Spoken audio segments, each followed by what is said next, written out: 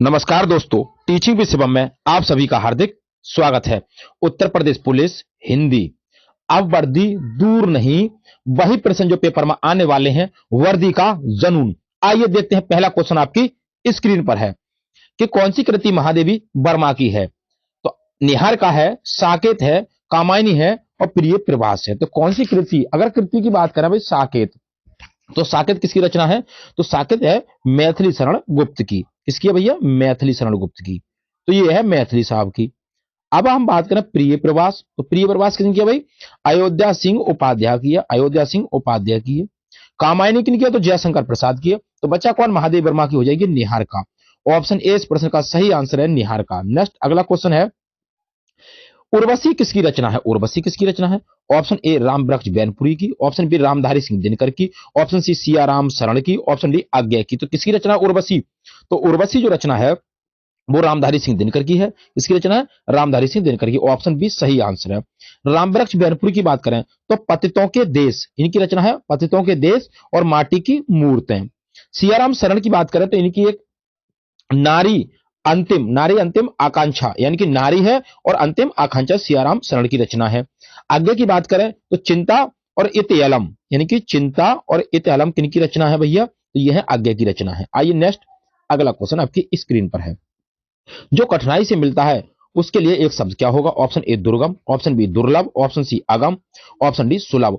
तो जो कठिनाई से मिलती हो कोई चीज तो उसे क्या कहते हैं? उसे कहते हैं दुर्लभ। ऑप्शन बी इस प्रश्न का सही आंसर है दुर्लभ। नेक्स्ट अगला क्वेश्चन है, अनिल अनल का सही अर्थ देने वाला शब्द युग्म कौन सा है? तो ऑप्शन ए वायु अग्नि, ऑप्शन बी अग्नि वायु, ऑप्शन सी हवा पानी, ऑप्शन डी आग पानी। अब अनिल की बात करें और अनल की बात करें तो क्या मतलब है इसका? जरा देखें भाई, जब ये अनल वाले को याद रखें भाई, कैसे याद हो जाएगा? अनल में मात्रा नहीं है, इसमें भी मात्रा है।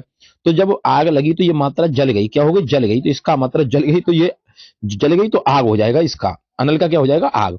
तो इस क्वेश्चन का जो सही आंसर हो जाएगा वायु और अग्नि, ऑप्शन ए में करेक्ट आंसर वायु अग्नि। नेक्स्ट अगला क्वेश्चन है, पराजय में उपसर्ग है। ऑप्शन ए पर, ऑप्शन बी पर, ऑप्शन सी परा, ऑप्शन डी जय। तो पराजय में कौन सा उपसर्ग है? तो पराजय में उपसर्ग है भाई परा। ऑप्शन सी इस प्रश्न का सही आंसर है परा। नेक्स्ट अगला क्वेश्चन है, लिखावट में प्रत्यय है। ऑप्शन ए अट, ऑप्शन बी बट, ऑप्शन सी अबट, ऑप्शन सी आवट। तो लिखावट में जो प्रत्यय है वो आवट प्रत्यय है। ऑप्शन डी इस प्रश्न का करेक्ट आंसर है आवट। नेक्स्ट अगला क्वेश्चन है, निम्न में से तालव्य ध्वनियां कौन सी हैं? तो टा की बात करें भाई तो ये हो जाएगी मूर्धा। कौन सी है? मूर्धा। टा वर्ग वाले जितने भी हैं वो क्या मूर्धा हैं। और हमारा भाई क्या है? षटकोण वाला सा है और रा है और रेर से ऋषि है। ये क्या हो जाएंगे? मूर्धा के हो जाएंगे। पा की बात करें तो भाई ओष्ठ ध्वनियां हैं। ये कैसी ध्वनियां है? ओष्ठ, ओष्ठ वाले हैं पा वर्ग वाले। और छोटा ऊ है और बड़ा ऊ है, ये कैसे हो जाएंगे भाई? ओष्ठ से हो जाएंगे। सा की बात करें तो सा वाले कैसे हो जाएंगे भाई? ये तालव्य ध्वनियों की बात कर रहा है। तो तालव्य यानी कि तालु से बोली जाती है। तो चावर्ग वाला कौन सी से बोला जाएगा? तो चावर्ग वाला बोला जाएगा भाई तालु से। चावर्ग वाला कौन सा बोला जाएगा? तालु से। और इसमें आता है छोटी ई और बड़ी ई, छोटी ई और बड़ी ई, ये आते हैं हमारे तालु से। छोटी ई और बड़ी ई और या और सा षटकोण वाला। अब का वाला कौन सा आता है भाई? कंठ वर्ग। तो ये कंठ से हो जाएगा भैया। किससे हो जाएगा? कंठ से। इसमें आता हमारा कंठ वाले में छोटा आ और बड़ा आ और हा और विसर्ग, ये कंठ से होती है।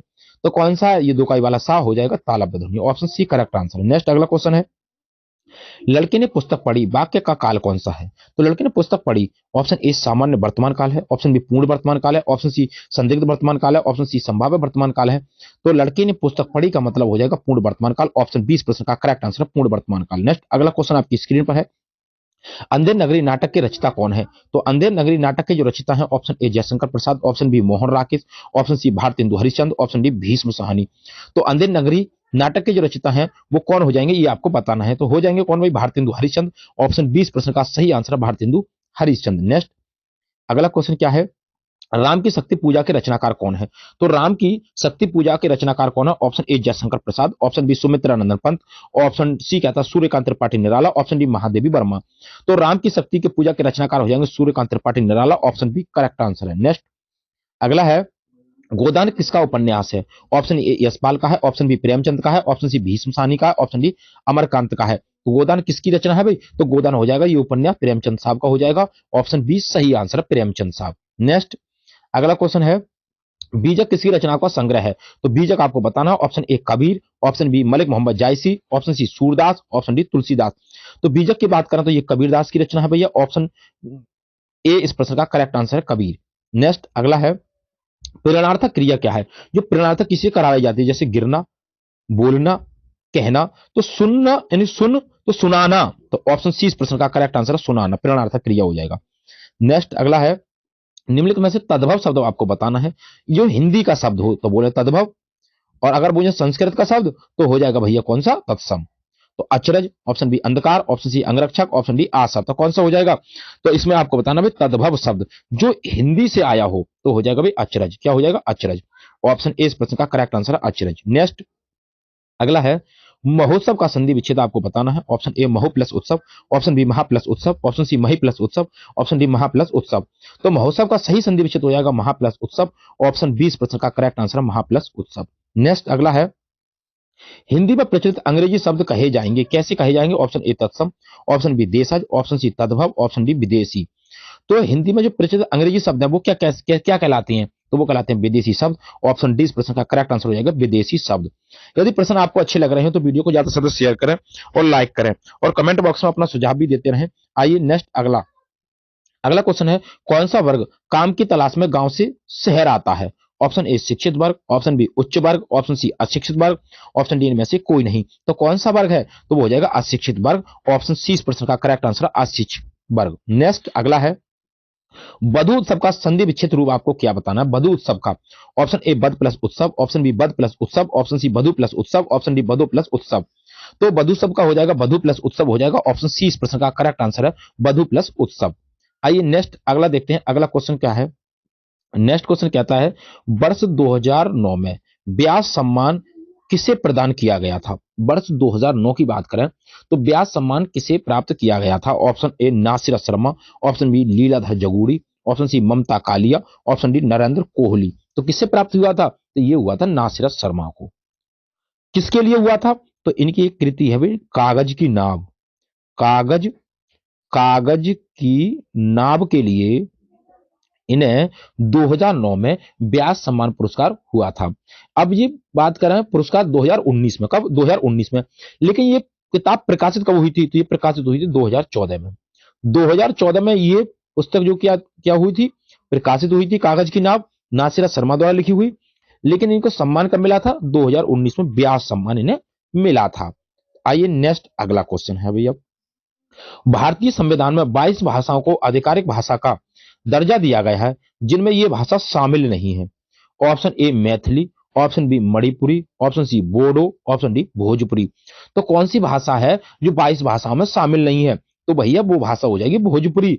ऑप्शन डी इस प्रश्न का करेक्ट आंसर है। 22 भाषा कौन कौन सी है? तो आइए आगे देखते हैं। 22 भाषाओं की बात करें तो ये है भैया, मैथिली है, मणिपुरी है, बोडो है, संस्कृत, हिंदी, उर्दू, मलयालम, तमिल, तेलुगु, डोगरी, कश्मीरी, गुजराती, नेपाली, कोंकणी, सिंधी, कन्नड़, संथाली, मराठी, बंगाली, पंजाबी, उड़िया और असमिया। ये 22 भाषाएं हैं। मैथिली, मणिपुरी, बोडो, संस्कृत, हिंदी, उर्दू, मलयालम, तमिल, तेलुगु, डोगरी, कश्मीरी, गुजराती, नेपाली, कोंकणी, सिंधी और कन्नड़, संथाली, मराठी, बंगाली, पंजाबी, उड़िया और असमिया। ये 22 भाषाओं को दर्जा दिया गया, बाकी ना हो तो वही नहीं होगी। आइए नेक्स्ट अगला है, त्रिलोचन शास्त्री को हिंदी अकादमी का सलाहकार सम्मान कब प्रदान किया गया था? भाई त्रिलोचन शास्त्री को कब मिला था भाई सलाहकार सम्मान? ये आपको बताना है। ऑप्शन ए वर्ष 1987-88 में, ऑप्शन बी वर्ष 1989-90 में, ऑप्शन सी वर्ष 1991-92 में, ऑप्शन डी वर्ष 1993-94 में। तो कब मिला था उन्हें? तो इनके लिए जो मिला था वो मिला था 1989-90 में। ऑप्शन 20 प्रश्न का करेक्ट आंसर है। सबसे पहले ये सम्मान मिला था किसको भाई? रामविलास शर्मा को। किसको मिला था भाई? रामविलास शर्मा को ये पुरस्कार मिला था, सलाहकार सम्मान। कब मिला था ये आपको बताना है। तो 1986 और 87 में इन्हें ये पुरस्कार मिला था, सलाहकार सम्मान। किसके लिए? रामविलास शर्मा को। अब इस सम्मान में कितनी राशि दी जाती है? तो भाई इस सम्मान में 5 लाख रुपए की राशि दी जाती है सलाहकार सम्मान में। नेक्स्ट अगला क्वेश्चन क्या कहता है, भारतीय संविधान के अनुच्छेद 2000 यानी कि अनुच्छेद 210 में निर्देशित है, क्या है? ऑप्शन ए संसद में प्रयुक्त होने वाली भाषा के बारे में बताया गया है, ऑप्शन बी विधानमंडल में प्रयुक्त होने वाली भाषा के बारे में, ऑप्शन सी राज्य की राजभाषा और राजभाषाओं के बारे में, ऑप्शन सी संघ की राजभाषा के बारे में। अब हम इसकी बात करें, इस क्वेश्चन का जो सही आंसर हो जाएगा वो तो हो जाएगा ऑप्शन नंबर बी। कैसे? विधानमंडल में प्रयुक्त होने वाली भाषाओं के बारे में बताया गया अनुच्छेद 210 के अंदर, 210 के अंदर। अब 120 में क्या बताया गया है? तो भैया 120 में बताया गया है, 120 अनुच्छेद में बताया गया है संसद में प्रयुक्त होने वाली भाषा तो 120, विधानमंडल में प्रयुक्त होने वाली भाषा 210, ये आपको याद रखना है। अब कहता है कि भाई संघ की राजभाषा के बारे में बताया गया भाई 343 अनुच्छेद में, 343 अनुच्छेद में। राज्य की राजभाषा के बारे में बताया गया भाई कब? 345 अनुच्छेद में। कौन से? 345 अनुच्छेद में बताया गया है। नेक्स्ट आइए आगे देखते हैं। वर्ष 1968 में किस साहित्यकार को ज्ञानपीठ पुरस्कार मिला था? वर्ष 1968 की बात है। ऑप्शन ए रामधारी सिंह दिनकर को, ऑप्शन बी सूर्यकांत त्रिपाठी निराला को, ऑप्शन सी सुमित्रा नंदन पंत को, ऑप्शन डी सच्चिदानंद हीरानंद बादशाहनंद आज्ञे को। वर्ष 1968 में ज्ञानपीठ पुरस्कार किसे मिला था? तो उनकी एक रचना भैया किसकी? सुमित्रा नंदन पंत की, चिदंबरा। कौन सी रचना है? चिदंबरा इनकी एक रचना है और चिदंबरा के लिए इन्हें ज्ञानपीठ पुरस्कार मिला था 1968 में। ऑप्शन सी इस प्रश्न का सही आंसर है। नेक्स्ट अगला क्वेश्चन है, कुमार नारायण को ज्ञानपीठ पुरस्कार किस वर्ष प्रदान किया गया था? ऑप्शन ए वर्ष 2003 में, ऑप्शन बी कहता है वर्ष 2005 में, सी कहता है 2001 में, डी कहता है 2007 में। तो कुमार नारायण को ज्ञानपीठ पुरस्कार कब मिला था? तो इनको मिला था भैया 2005 में। ऑप्शन बी वाला करेक्ट आंसर हो जाएगा। और इनका जो पुरस्कार था वो 41वां ज्ञानपीठ पुरस्कार था। कौन सी नंबर का था? 41वां ज्ञानपीठ पुरस्कार था। नेक्स्ट अगला क्वेश्चन है, रमेश चंद्र साहा को विनायक रचना के लिए, इनकी एक रचना है विनायक, किसकी? रमेश चंद्र साहा की रचना के लिए वर्ष 2014 में साहित्य अकादमी पुरस्कार से सम्मानित किया गया। इस रचना की विधा कौन सी है? ऑप्शन ए कविता है ये, ऑप्शन बी उपन्यास है, ऑप्शन सी कहानी है और ऑप्शन डी कहता है जीवनी है। तो क्या है ये? तो ये एक क्या भाई? उपन्यास है। ऑप्शन 20% का करेक्ट आंसर है उपन्यास। नेक्स्ट अगला क्वेश्चन आपकी स्क्रीन पर है, निम्नलिखित में से सामासिक पद आपको बताना है। ऑप्शन ए वायु वेग, ऑप्शन बी वीर का पुत्र, ऑप्शन सी राह का खर्च, ऑप्शन डी पथ से भ्रष्ट। तो अगर हम बात करें सामासिक पद, जो समास पद होता है, तो वीर का पुत्र भाई अलग हो जाएगा, पथ भ्रष्ट, पथ से भ्रष्ट, राह का खर्च, इसका मतलब वायु वेग हो जाएगा। ऑप्शन ए करेक्ट आंसर है। नेक्स्ट अगला है, ये विग्रह थे। रामविलास शर्मा को साहित्य अकादमी पुरस्कार कब मिला था? तो इनको मिला था भाई 1970 में। 1970 में रामविलास शर्मा को साहित्य अकादमी पुरस्कार कब मिला था? तो इनको 1970 में मिला था। नेक्स्ट अगला क्वेश्चन है, माखनलाल चतुर्वेदी को किस रचना पर साहित्य अकादमी पुरस्कार मिला था? भाई माखनलाल चतुर्वेदी की एक रचना है। कौन सी रचना है? और उनके लिए साहित्य अकादमी पुरस्कार भी मिला था, ये आपको बताना है। ऑप्शन ए वेणु Lo Gunje Dhara, option C Him Kiritini, option B Him Tarangini, option D Yug Charan. तो इनकी जो रचना है वह हिम तरंगणी। ऑप्शन सी इस प्रश्न का करेक्ट आंसर है। कब मिला था? तो इनके लिए मिला था 1955 ईस्वी में। 1955 ईस्वी में माखनलाल चतुर्वेदी को साहित्य अकादमी पुरस्कार मिला था। नेक्स्ट अगला क्वेश्चन आपकी स्क्रीन पर है, भारत दुर्दशा किस प्रसिद्ध लेखक द्वारा रचित उपन्यास है? Bharat Durdasha. Option B Brindavan Lal Sharma, option B Devaki Nandan Khatri, option C Ayodhya Singh Upadhyay, option D Bharatendu Harishchandra. तो भारत दुर्दशा जो रचना है वो किसकी है भैया? भारतेंदु हरिश्चंद्र की है। ऑप्शन डी इस प्रश्न का करेक्ट आंसर है भारतेंदु हरिश्चंद्र। नेक्स्ट, जायसी द्वारा रचित प्रसिद्ध रचना कौन सी है? Option A Padmavat, option B Rasvilas, option C Vigyan Gita, option D श्रृंगार लहरी। तो मलिक मोहम्मद जायसी की कौन सी रचना है? तो वो हो जाएगी पद्मावत। ऑप्शन ए इस प्रश्न का करेक्ट आंसर है पद्मावत भैया। आइए नेक्स्ट अगला देखते हैं, नीचे दी गई रचनाएं किस कवि की है? चिदंबरा, उत्तरा, कला और बूढ़ा चांद और पल्लव, ये किसकी रचना है? ऑप्शन ए सुमित्रानंद पंत की है, ऑप्शन बी आज्ञा की है, ऑप्शन सी केदारनाथ सिंह की है, ऑप्शन डी सुभद्रा कुमारी चौहान की है। तो ये किसकी रचना है ये आपको बताना है। तो ये जो रचना है वो सुमित्रानंद पंत की है। ऑप्शन ए इस प्रश्न का करेक्ट आंसर है। नेक्स्ट अगला क्वेश्चन है, निम्नलिखित प्रश्न में चार विकल्पों में से उस विकल्प का चयन करना है जो सही संधि विच्छेद वाला विकल्प है। उल्लास का बताना है संधि विच्छेद। ऑप्शन ए उत प्लस लास, ऑप्शन बी उल प्लस लास, ऑप्शन सी उल प्लस आस, ऑप्शन डी उल प्लस आलास। तो उत प्लस क्या हो जाएगा? उत प्लस लास हो जाएगा। ऑप्शन ए इस प्रश्न का करेक्ट आंसर है उत प्लस लास। नेक्स्ट अगला क्वेश्चन आपकी स्क्रीन पर है, अयोध्या सिंह उपाध्याय हरिओद की प्रसिद्ध रचना कौन सी है? ऑप्शन ए झरना, ऑप्शन बी प्रिय प्रवास, ऑप्शन सी प्रेम प्रलाप, ऑप्शन डी अंधायुग। ये आपको बता चुके हैं भाई, तो बताएं अयोध्या सिंह उपाध्याय की कौन सी रचना है? तो हो जाएगी भाई प्रिय प्रवास। ऑप्शन 20 प्रश्न का करेक्ट आंसर है प्रिय प्रवास। नेक्स्ट आइए अगला देखते हैं। निम्नलिखित प्रश्न में 4 विकल्पों में से उसी विकल्प का चयन करना है जो बताता है कि फणेश्वर नाथ रेणु द्वारा रचित उपन्यास कौन सा है। तो फणेश्वर नाथ रेणु की रचना बतानी है आपको। ऑप्शन ए मधुशाला है, ऑप्शन बी मेला आंचल है, ऑप्शन सी मृगनयनी है, ऑप्शन डी मुद्रा राक्षस है। तो कौन सी हो जाएगी? मेला आंचल है भैया, फणेश्वर नाथ रेणु की रचना मेला आंचल। नेक्स्ट बी ऑप्शन इसका सही है। नेक्स्ट आगे निम्नलिखित प्रश्न 4 विकल्पों में से उस विकल्प का चयन करना है जो बताता है कि जहां छंद में सभी चरण समान होते हैं उसे क्या कहा जाता है? भाई जिसमें जिस छंद में 4 चरण समान होते हैं उसे क्या कहेंगे? ऑप्शन ए विषम मात्रा कहेंगे, ना कहेंगे भैया। अर्ध मात्रा कहेंगे, नहीं कहेंगे। मात्रा कहेंगे, ना कहेंगे। सममात्रिक कहेंगे भैया, समान है तो। ऑप्शन सी इस प्रश्न का करेक्ट आंसर होगा सममात्रिक। नेक्स्ट अगला क्वेश्चन है। निम्नलिखित प्रश्न में 4 विकल्पों में से उस विकल्प का चयन करना है जो सही संधि विच्छेद वाला है। ऑप्शन ए नारी प्लस इच्छा, ऑप्शन बी नर प्लस इच्छा, ऑप्शन सी नारी प्लस इच्छा, ऑप्शन सी नारी प्लस छह। ऑप्शन ए इस प्रश्न का करेक्ट आंसर हो जाएगा, नारी प्लस इच्छा हो जाएगा। ए ऑप्शन करेक्ट है। नेक्स्ट निम्नलिखित प्रश्न में 4 विकल्पों में से उसी विकल्प का चयन करना जो बताता है कि क्रिया भूतकाल से शुरू होकर अभी अभी समाप्त हुई है। ऑप्शन ए सामान्य भूतकाल, ऑप्शन बी आसन्न भूतकाल, ऑप्शन सी अपूर्ण भूतकाल, ऑप्शन डी पूर्ण भूतकाल। तो ये क्या हो जाएगा? जैसे कोई क्रिया है और वो अभी अभी क्या हुई हो, शुरू होकर अभी समाप्त हुई हो, तो उसे क्या कहते हैं? उसे कैसे हैं? आसन्न भूतकाल। आसन्न भूतकाल ऑप्शन बी करेक्ट आंसर है। नेक्स्ट अगला है। निम्नलिखित प्रश्न में वाक्य की संरचना के आधार पर उसका भेद बताना है आपको। अनु ने देखकर निबंध लिखा, अनु ने देखकर निबंध लिखा, तो पहले देखा फिर लिखा, 2 क्रिया हो गई। ऑप्शन ए कृदंत क्रिया, ऑप्शन बी पूर्वकालिक क्रिया, ऑप्शन सी नाम धातु क्रिया, ऑप्शन सी संयुक्त क्रिया। तो एक क्रिया समाप्त हो दूसरे शुरू हो तो उसे कहते हैं पूर्वकालिक क्रिया। ऑप्शन 20 प्रश्न का करेक्ट आंसर पूर्वकालिक क्रिया। नेक्स्ट तुलसीदास जी द्वारा रचित प्रसिद्ध महाकाव्य का नाम क्या है? Option A Ramchandrika, option B Ramcharitmanas, option C Akhravat, option D कहता है चंद्रसार। तो तुलसीदास द्वारा रचित महाकाव्य कौन सा है? ये आपको बताना, रामचरितमानस हो जाएगा। ऑप्शन 20 प्रश्न का करेक्ट आंसर रामचरितमानस। नेक्स्ट है अगला क्वेश्चन।